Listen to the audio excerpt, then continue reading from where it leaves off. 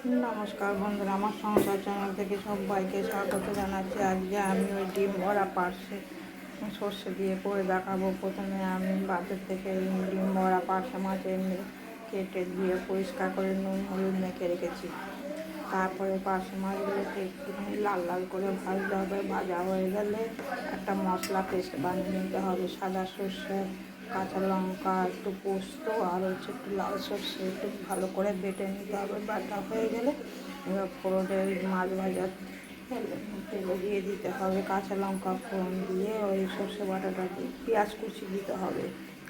পেঁয়াজ কুচিটা দিতে হবে। ওটাকে ভালো করে ভাজা হয়ে গেলে কাঁচা লঙ্কা ফোড়ন দিতে হবে।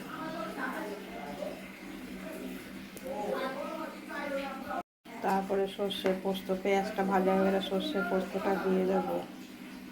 সর্ষে দিয়ে বেশিক্ষণ ভাজা করতে হয় না। একটু সর্ষে পোস্ত পরিমাণ মতো তেল দিতে হবে। সর্ষে পোস্তটা একটুখানি ভাজা হয়ে গেলে এই মাছগুলো দিয়ে দিতে হবে। দিয়ে সামান্য যেরকম ঝোল খায়, বেশি পাতলা ঝোল আবার ভালো লাগে না। এটা একটু মাখা মাখা ঝোল হবে।